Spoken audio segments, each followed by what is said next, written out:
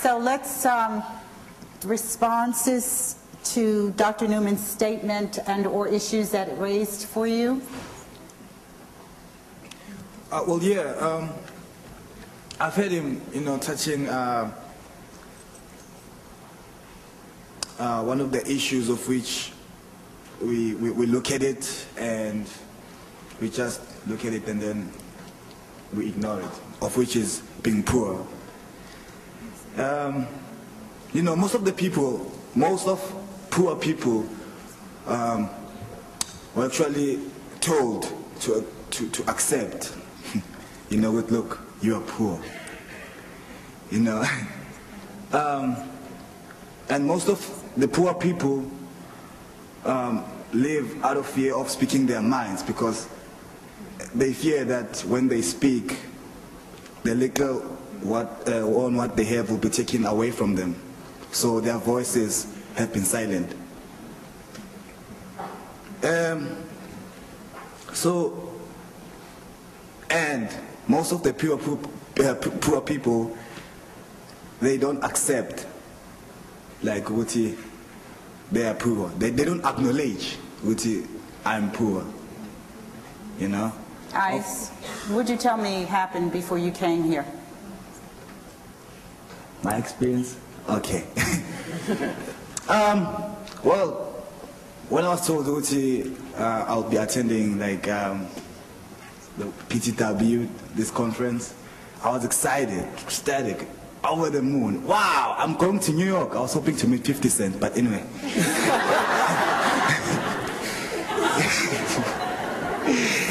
Yeah, I was happy. Like in my life, I've never thought I would, get into the plane because it was my first time being on a plane and all of that. But between that happiness, I was sad, because I was thinking, okay, good. I'm going to New York. Nice. But I don't have anything with me, I don't have money to actually to take care of myself when I get here, because sometimes it helps to kind of have money, Yeah. So that was one thing that was troubling me. So in that way, well, I didn't express that, but what I did, well, I went to my director, Betsy Penn. Well, she was the one who told me all the great news. And I said, Betsy, okay, I'm having this problem. Well, I am overwhelmed that I'll be going to New York and all of that, but the situation is bad. Because, like, at my house, nobody works, Well, I have a big brother who takes care of us, but some few months ago, he was kind of like, he lost his job, so it was kind of hard for us. So he said to me, Ice, I can't help you. Then I went, you can't help me? What do you mean you can't help me? Then he said, but I can support you. I said, okay.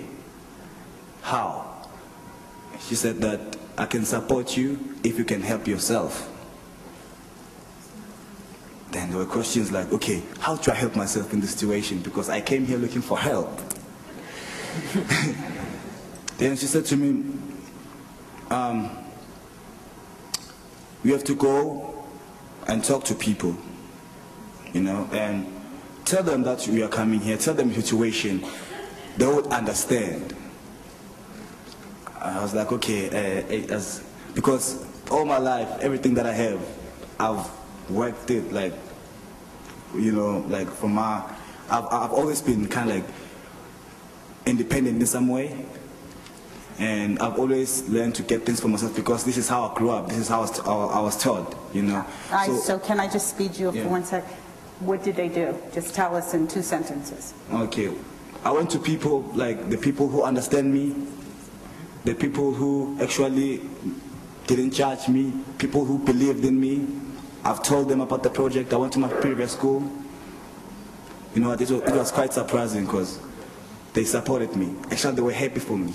And that taught me 2 things, man. It taught me to So actually, sometimes when you have a problem, don't shut up. Speak about it. Somebody out there might hear you, and he or she might help you.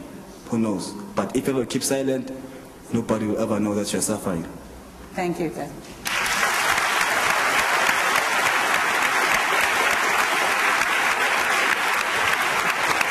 I was going to respond to Fred's video. Poor doesn't have a color, a race, a gender, an age. It can affect any one of us today, tomorrow. Whether you know it or not, it's affecting you, it's affecting us. Growing up here, coming from a country where, we were poor, but back there we thought we were well off. So coming here, we're like, we don't know English. My parents don't have any degrees, so they can't get real jobs. And it was through the community that we were in, people helped us and recognized us, and we needed other people's help to get where we were. And these were people, we were in a Spanish neighborhood. It was just Spanish, white, black people helping us. And at the time, I didn't see color. I was just like, hey, these are great New Yorkers. And I feel like, though, now that I am where I am, I feel like, okay, we're still poor, but we're, Dr. Fulani was saying earlier, we're all poor, we should be proud of it, embrace it. I think we're okay right now because we have the community to help us, and we have each other, we have the family, and that no matter who, you never know who's the next person that you can help, or I could be staring at someone right now that tomorrow will lose everything, and you just don't know. It can claim you, you can claim it, and I think that was the first thing that came to my mind when I saw Fred's video. Victor, when did you first discover that you were poor? When did I first discover when I was poor? Mm-hmm. Well, I never really thought of it that way, but just living in New Orleans and seeing how other people are privileged and I'm not as privileged as them shows me that I think that I'm poor because I'm set in that mindset in the neighborhood that I live in. And when I saw the video, it made me think that being poor it's like a learning thing for your life. No matter what happens, it's like one thing that shows you that, okay, you're poor, you're in this mindset, nothing's gonna happen, but you know what, you can make it better, you can change it. Mm-hmm. Thank you. My reflection to Fred's video was that when he said poverty and being poor is instantaneous, it's very true.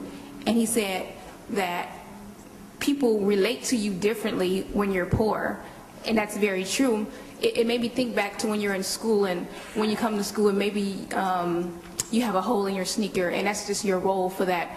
Your whole school year, you're the girl that had the hole in your sneakers.